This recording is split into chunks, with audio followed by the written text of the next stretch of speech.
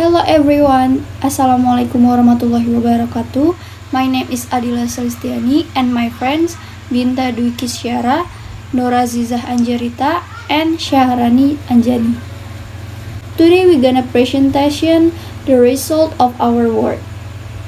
Absurdity for Albert Camus represented the inescapable circumstance of human existence, including an irresolvable tension between the human need for clarity and the fact that sometimes life does not make sense. Once encountered in this absurd situation, the best choice is to rebel against the circumstance and create one's own meaning for life.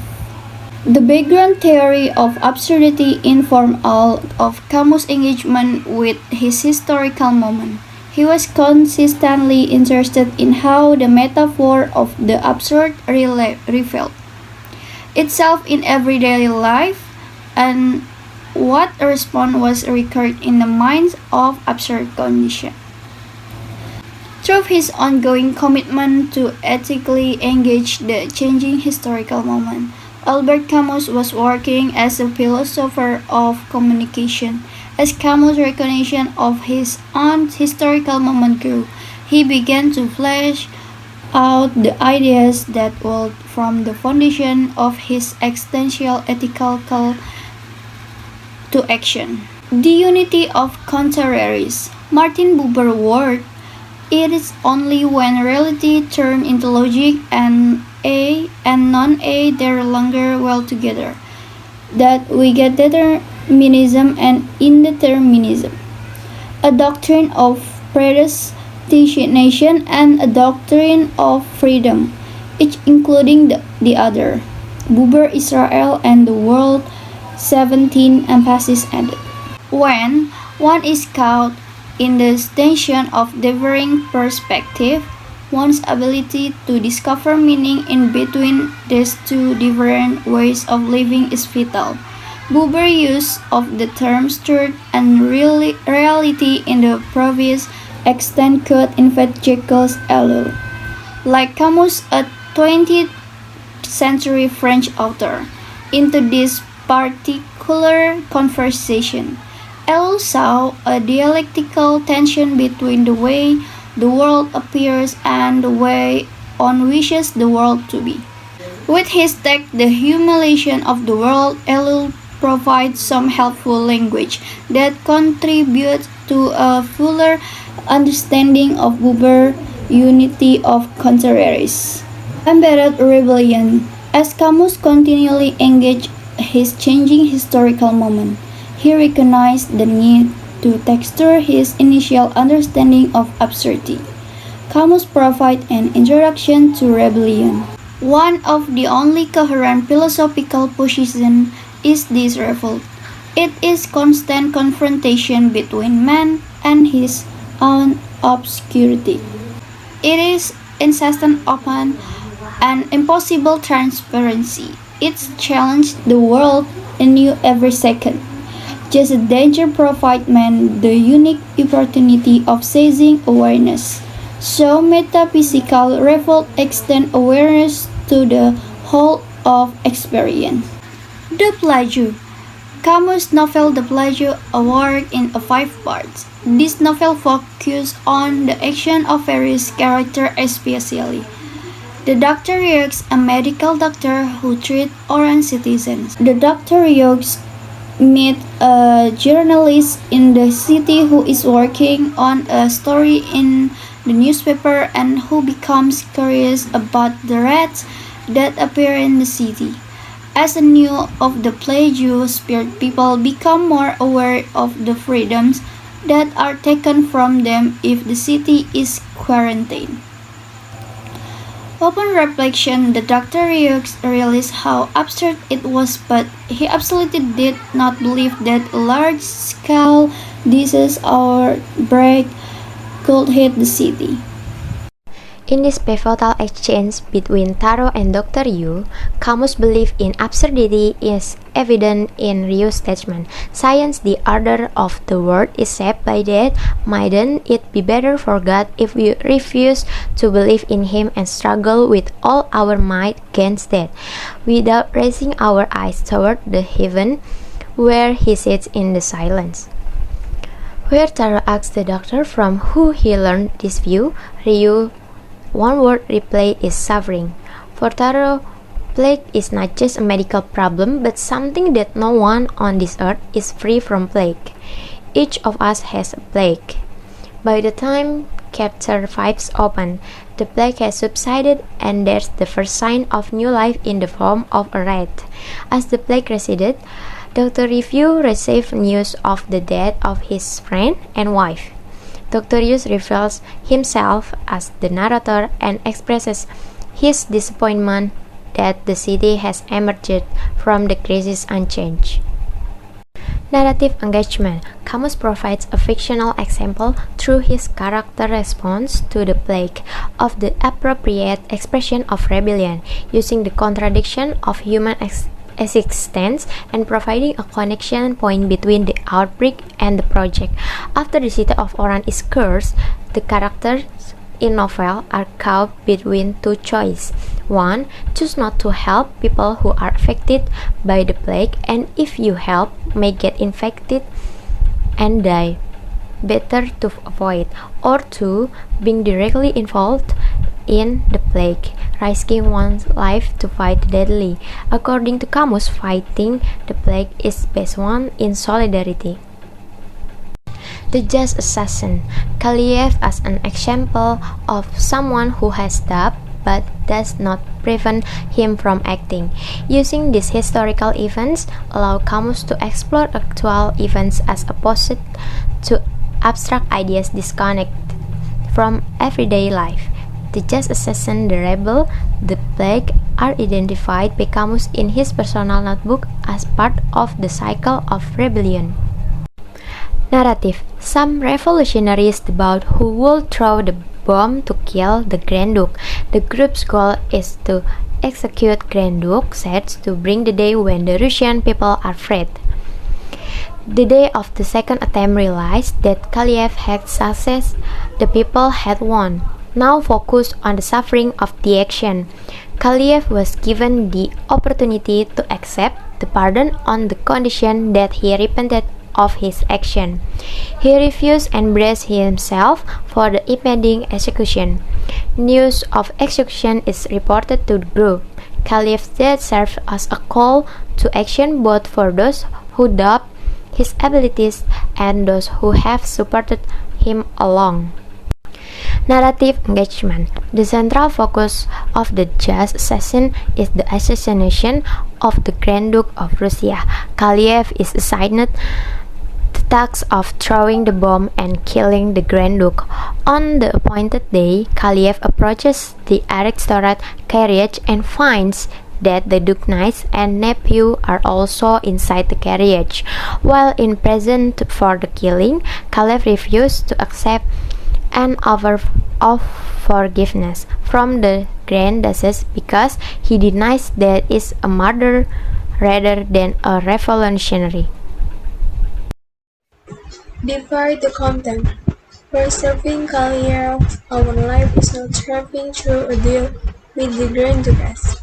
Kaliev never denies killing the Grand Duke, but he does deny committing murder because he believes this action is justified.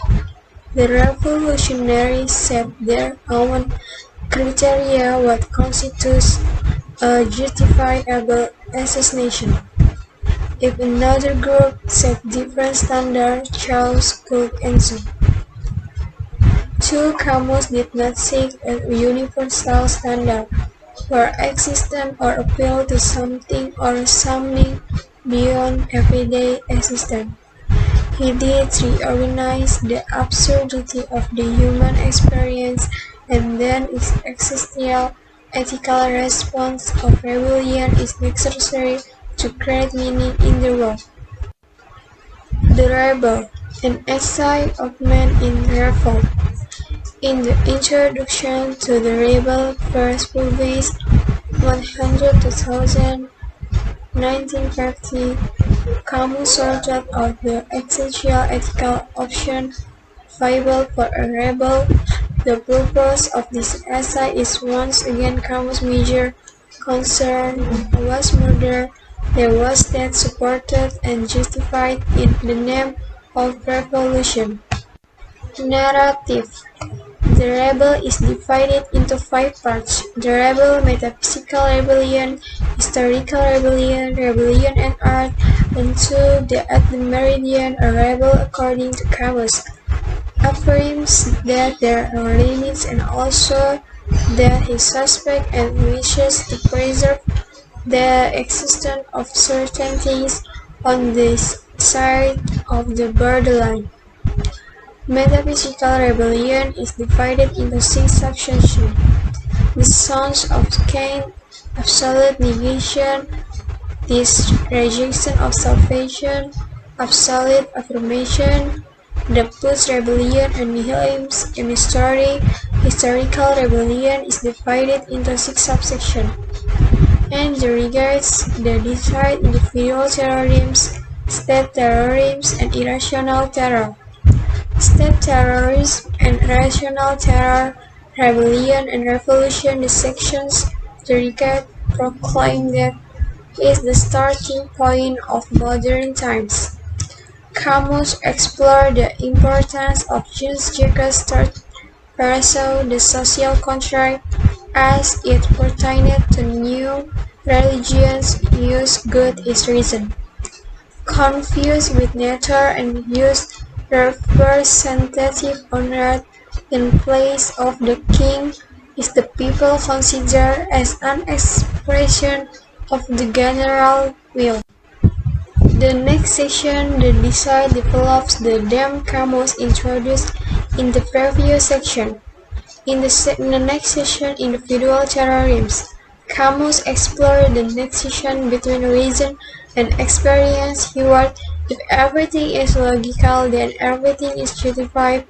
If one cannot expect the suffering of others, then something in the world cannot be justified in history, and the point at least not longer considered with reason." The title of the next section, State Terrorism and Rational Terror, indicates that the strange and terrifying growth of the modern state can be considered as the logical conclusion of inordinate technical and philosophical ambience. That section, State terrorism and rational terror, builds upon a theme similar to that preceding section. He cited Gregor Sorel, who claimed the philosophy of progress was actually the philosophy to suit a social eager to enjoy the material prosperity derived. In the section titled Rebellion and Revolution, Camus distinguished between essential rebellion and historical revolution. In order to rebel, one must have an understanding of the ideas that are central to life. Therefore, there is no genius. Contrary to what we are taught today, in negotiation and pure despair, the first rebellion and murder emphasized the risk that has always existed in allowing rebellion to lead to a totalitarian regime. Rebellion cut off from its origins and cynically travestied oscillates on all levels, between sacrifice and murder. In this section, Camus wrote very bluntly about his main concern. Logically, one should reply that murder and rebellion are contradictory. For Camus, rebellion, in principle, is a protest against death. Narrative engagement. Camus believed that in order to provide for the future, one must do everything possible, embedded Rebellion 69 for the present. Real generosity towards the future lies in giving to the present. In Truth and Method, Gadamer wrote, "The only way to grasp life is to become inwardly aware of it." This inward awareness, or embodiment of absurdity, allows one to respond authentically to the circumstances through an act of essential rebellion. Camus wrote, "We cannot say that nothing has any meaning, because in doing so one affirms a value sanctified by an opinion, nor that everything has meaning, because the word everything has no meaning for us." In other words, hermeneutics open possibilities by redirecting one's focus of attention. A bandit rebellion, an ethical response in the face of existential homelessness. The previous discussion about embodiment points stored a way in which rebellion can be understood within the contemporary moment that honors Camus's writing yet offers a gentle addendum to his over-reliance on the self. The goal of Camus, as well as of any ethically sensitive philosopher of communication, is not to identify abstract forms that lack functional purpose in everyday life.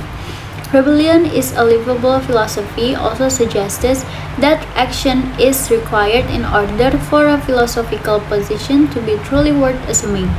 When one comes to accept a position that is impossible to hold in everyday living, one sets up others for moments of cynicism and risks falling into existential despair or homelessness.